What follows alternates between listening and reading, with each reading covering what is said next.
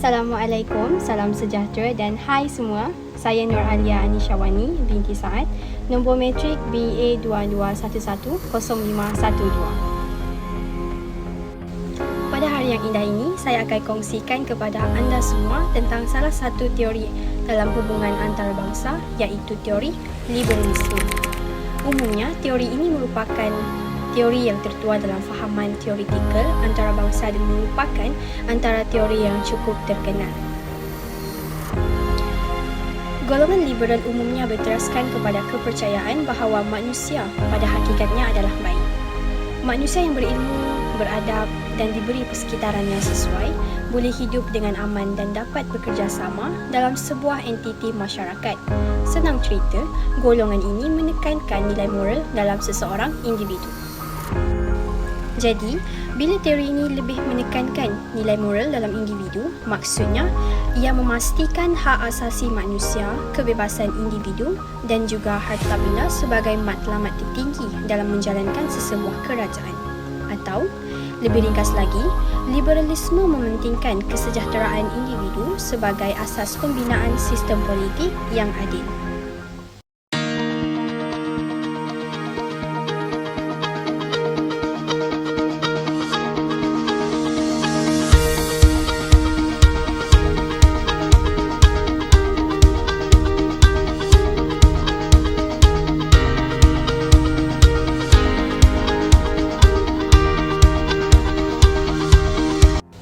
Bukan itu sahaja, teori liberalisme turut menekankan betapa pentingnya seseorang pemerintah dalam mengatasi masalah ekonomi dan sosial seperti kemiskinan, kesejahteraan, infrastruktur, rawatan kesihatan, pendidikan dan sebagainya. Melalui teori liberalisme ini, kita dapat lihat beberapa ciri, iaitu yang pertama, kebebasan individu. Kebebasan individu dalam konteks liberalisme meliputi hak dan kebebasan dalam setiap kehidupan masyarakat. Ciri ini meletakkan kebebasan itu sebagai kunci utama dan bertujuan untuk memastikan bahawa setiap individu memiliki kebebasan, tidak kiralah kebebasan dalam berpendapat, beragama, menyertai kegiatan ekonomi dan sebagainya. Ringkasnya, kebebasan dalam menjalani kehidupan peribadi mereka seperti biasa. Yang kedua, ciri kesaksamaan, di mana ciri ini memperlihatkan teori liberalisme memperjuangkan kesaksamaan dalam sesuatu isu bagi semua individu dengan adil tanpa memandang latar belakang, agama atau status sosial. Ciri yang ketiga, pemerintahan yang didasarkan kepada persetujuan rakyat. Prinsip ini menekankan bahawa legitimasi pemerintahan berasal dari persetujuan rakyat. Maksudnya di sini, legitimasi sering dikaitkan dengan proses pemilihan umum yang bebas dan adil. Melalui pemilihan itu, masyarakat berhak untuk memilih pemimpin yang bertanggungjawab untuk memerintah. Ciri yang keempat adalah negara sebagai alat untuk mencapai tujuan. Dalam liberalisme, negara dipandang sebagai alat untuk mencapai tujuan tertentu, seperti melindungi hak asasi manusia dan memelihara keamanan, bukan hanya sebagai entiti yang berautoriti.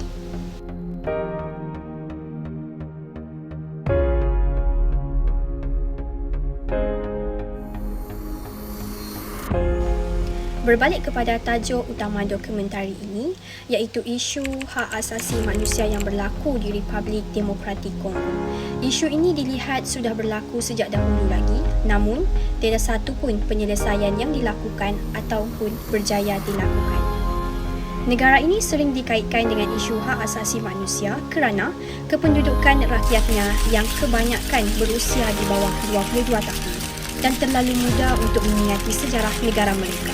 Akibatnya, berlaku eksploitasi asing yang menyebabkan negara mereka rosak dan kekurangan perkhidmatan asas. Umumnya, kebanyakan rakyat di Kongo diperlakukan seperti hamba walaupun di negara mereka sendiri. Hak kanak-kanak dan wanita dipandang remeh dan tidak didengari. Sebagai organisasi yang bertanggungjawab, PBB perlu menyelesaikan isu ini untuk memastikan hak kanak-kanak dan wanita didengari dan dihormati. Kanak-kanak di Kongo sering dipaksa untuk bekerja dalam pencarian mineral atau kobalt. Bukan itu sahaja, baru-baru ini PBB mengesahkan seramai kira-kira 1,300 orang rakyat Kongo terbunuh akibat daripada serangan dan pembunuhan beramai-ramai oleh kumpulan bersenjata di sana. Pihak kerajaan di Kongo yang turut terbabit dalam tindakan salah laku semakin berleluasa.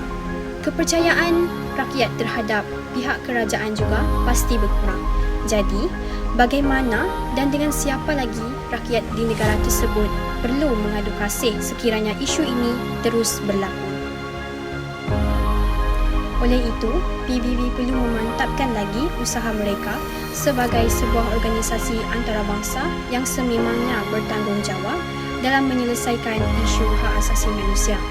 Pandangan liberal terhadap kepentingan hak asasi manusia dan kebebasan individu perlu diambil kira dan diguna pakai dalam pemerintahan di Kongo.